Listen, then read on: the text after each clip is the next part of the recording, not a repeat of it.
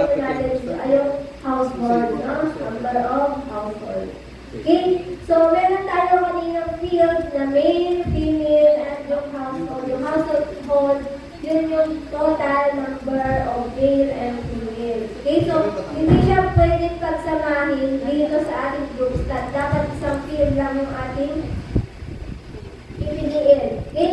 Dito sa ating row, dito natin ilalagay yung ating flat. So, paano maglagay? I-drag nyo lang papunta sa row. Flat. Yung flat, sensitivity. Okay. Okay, i-drag nyo lang papunta sa ating rows. Make sure na yung layers in. Select muna natin yung household underscore join underscore flat. Kung bakit wala akong ganun? Hindi ka na ano kanina, sir? Process ng household po muna tayo. Mamaya na yung yun. Kung ba't di maglabas yung ano? Nag-group stat ako, tapos meron sa gilid. Sige. Group stat Sige, okay. Click ko, wala nang kalabas. Kasi, naka-open na. Ayun o. Ay, ayun. Okay na. Sir, ano mo na lang, process mo na lang kami. Then, sumama ko sa gilid.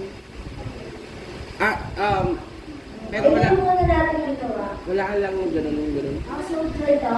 Ayan. Wala pa yan. Wala pa nag-testing kasi ako kanina. Sa inyo wala pa po ito. Okay? So, gagawin natin kagaya nito yung lesson. So, nandito na yung ating flat sensitivity sa row. And then, anong gagawin natin? Bibilangin natin yung number of males. So, paano yun? Paano natin bibilangin since number yung value ng ating male na field, no? Kung nakita nyo yung ating attribute table ng household. Yan. So, bibilangin natin. So, paano? I-compute natin yung sum. Yung total number of male na nasa high at nasa moderate na flat. Yung sum, ilagay nyo dito sa value. Okay, so ano yung isasam natin? Yung male. Saan yung male ito? I-drag nyo siya dun sa value. Sa value natin, sum ng male. Yan po yun, no? Yung row, naka-base yung pagbilang natin ng sum ng male sa flat sensitivity.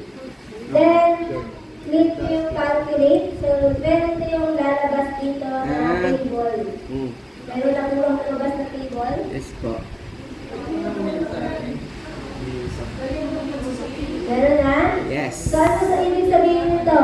20 na male ang andun sa high flat. And then, 41 naman ang andun sa moderate. Ano yung 299? Ano? Hindi tinamaan? Hindi, tama sir. Hindi tinamaan ng Hindi flat. naapektuhan Hindi ng- affected ng flat. Hindi naman. 299 hindi tinamaan. Ano ba rin? Hindi. Paano naman hindi tinamaan? Dinililito ka kasi nito, ma'am. Hindi siya affected ng flat. Oo nga, hindi naman tinamaan talaga. Lalaki hindi tinamaan ng ano ba? Pwede pala to. Walang mail.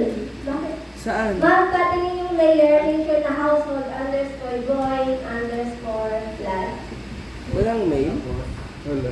Yung layer mo ba? Wala siyang ano. Household. Ano po? Hindi, baka nasa taas, Joy. Sa layers mo. Hindi doon sa taas. Baka ibang data yung...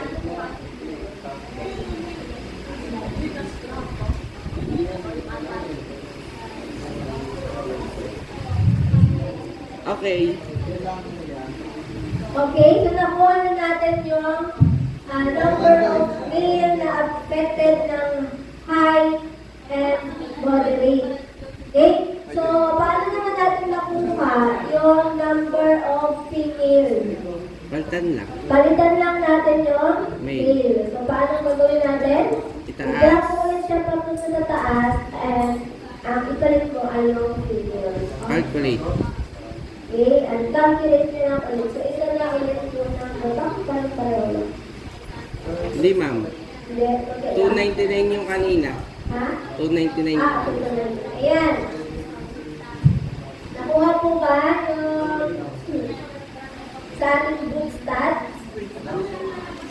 Ah, siguro kaya siya parehas lang. Ano ba? Single. Hindi maglabas yung grass. Ay, yung grass yung... Wala siya internet. Calculate. Wala siya internet. Pakitingnan nga ma'am yung players niyo po. Household underscore join underscore flat. Ano mo ulit doon? Hindi, ano mo ulit doon? And then sa rows natin, nandun yung ating class 50-50. Puntayin mo, sini ka. Ayan. Okay, try mo. Hindi siya nag-ano. Ayaw mo. Ayan, close mo siguro. Yan. Ba't po 60 na niya? Ayan na. Ah, female. Finger na to, sir. Okay, so kung gusto niyo malaman yung number of male na affected ng landslide, ganun lang din, no? Palitan niyo lang yung layers. The chances of... Ayaw? Uy, ayun na. Hindi ka. Plug in. Yun. Oh. Ba't wala? Dapat lalabas yung dito. Baka mali yung spelling mo.